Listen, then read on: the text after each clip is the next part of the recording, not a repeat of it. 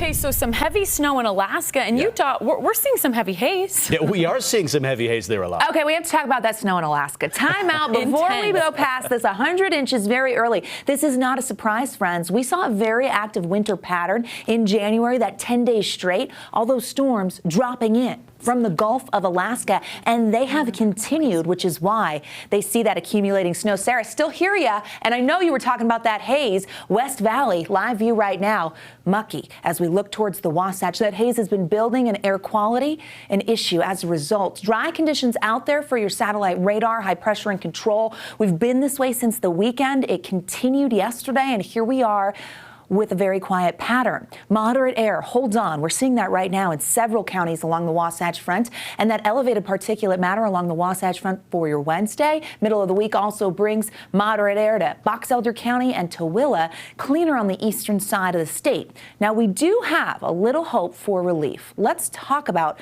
what we're seeing in St. George, where they have clear skies, really, really pretty shot in Washington County, Red Rock, Pine Valley Mountains, lots of sunshine.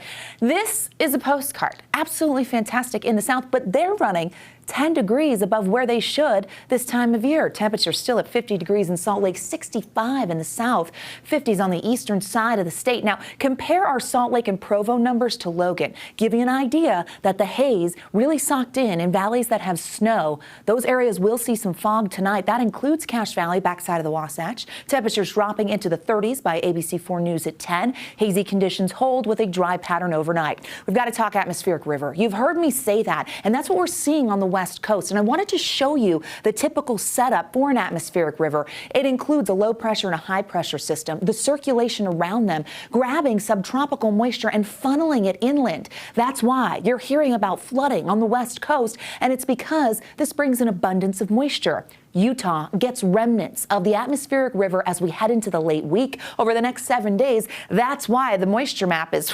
unbelievable.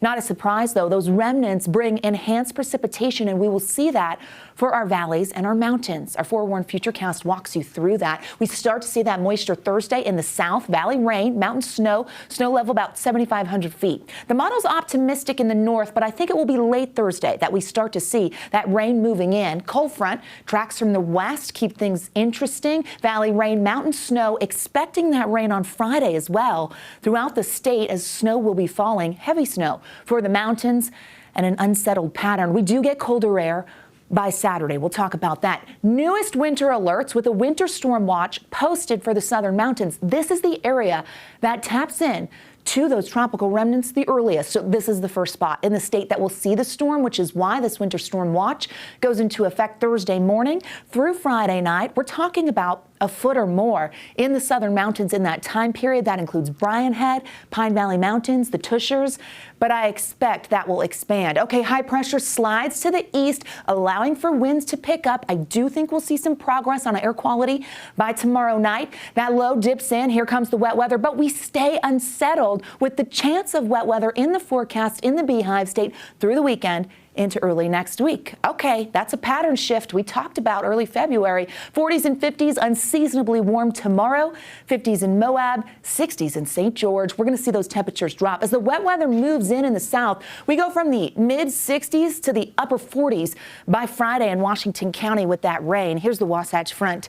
Keeps it really interesting. We go to the 40s. We get that wet weather, cold enough air on Saturday to see some straight snow for some, mixed precipitation for others, and that wet weather lingers into next week. Buckle up. Boy, howdy, it's going to get interesting. Hey.